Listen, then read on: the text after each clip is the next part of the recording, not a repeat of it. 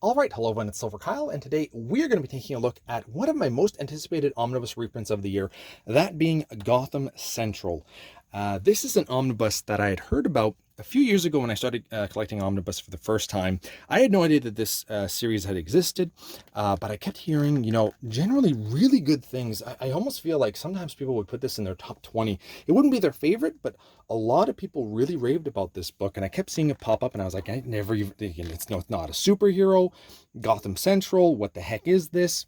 And so I looked a little bit into it, and it very much seems like something that I would enjoy. So I'm very happy to finally have it in my hands and be able to read it for the first time.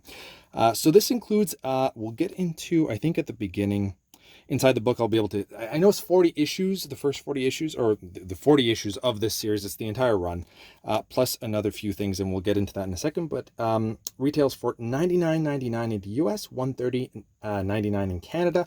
I believe I picked this up for around the $90 mark here in Canada when Indigo was having a pre-order, or was having a sale, and I was able to pre-order it for that price, which was really awesome. And I think it's 868 pages. On the flaps, we have just a few quotes here.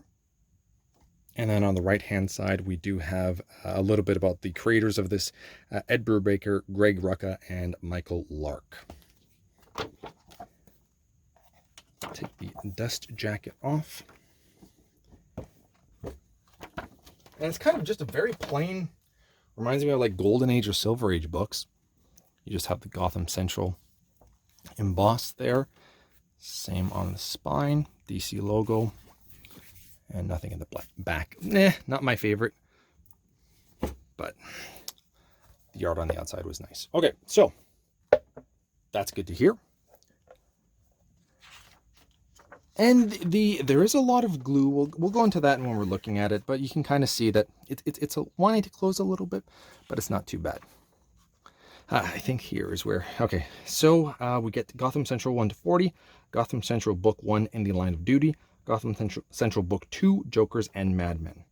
And this is around the 2000 era, early 2000s. We look into this. Table of contents, I guess, kind of who worked on each issue, and it kind of just moves around from people to people, other than the main ones. We do have a forward here, and then we dive right into it. Virgin covers. And we kind of just get into it. So this to me was, yeah, like it doesn't feel really like it's this is more about Gotham PD. So we're not really, there are villains, and they will be dealing with villains throughout, but the Batman and Bat family will show up once in a while from what I could see, but they're not the central focus at all. It's the police department. And I've always thought that comic books and detectives would be really fun, but I just never knew where to start. Other than this book. When this book came out, I was like, okay, well, that's at least DC, so I can take a look at that. I can trust it. I'm going to have some kind of connection to it.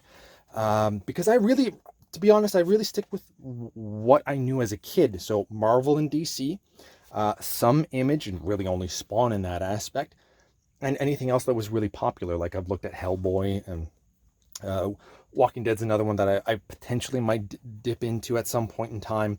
We'll kind of see how that goes. So we're just to let you know, kind of at the beginning, the book did a little bit want to close in on itself. I think there was a few places there, but I think if you just stretch it out a little bit more with this one, it's not going to be too bad. The other nice thing is that for the most part, I have not seen a 2-page spread, and we do have the white buffer here in between, so you're not going to really have any gutter loss. But it is kind of at the beginning trying to close in on you a little bit. And here we're at 154. So as you get closer to the middle, then it really starts to be okay. The artwork looks to be pretty much the same throughout.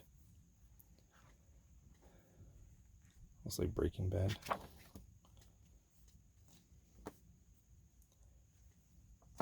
I'm really looking forward to this. I hope that I enjoy this read, and that it kind of makes me want to read other books that are not about superheroes.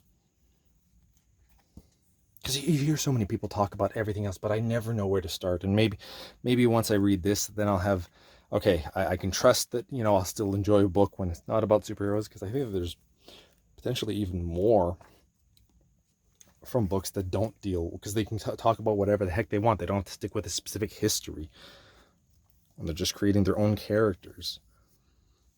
All right, and we'll go to the near the end here. See if I can get some. Is that? No, that's still issues. I don't think there's a lot of extras here.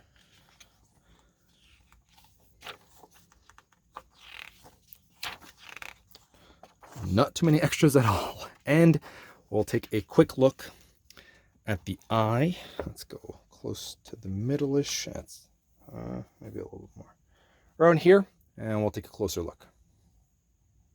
Actually, no, it should be a little bit closer. Maybe there. That looks like close to the middle.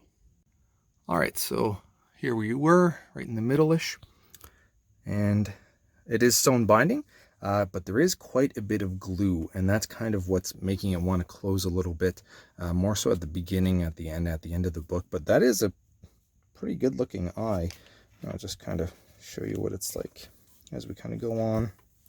See, that's the part that kind of wants to flip on itself, and same thing at the end.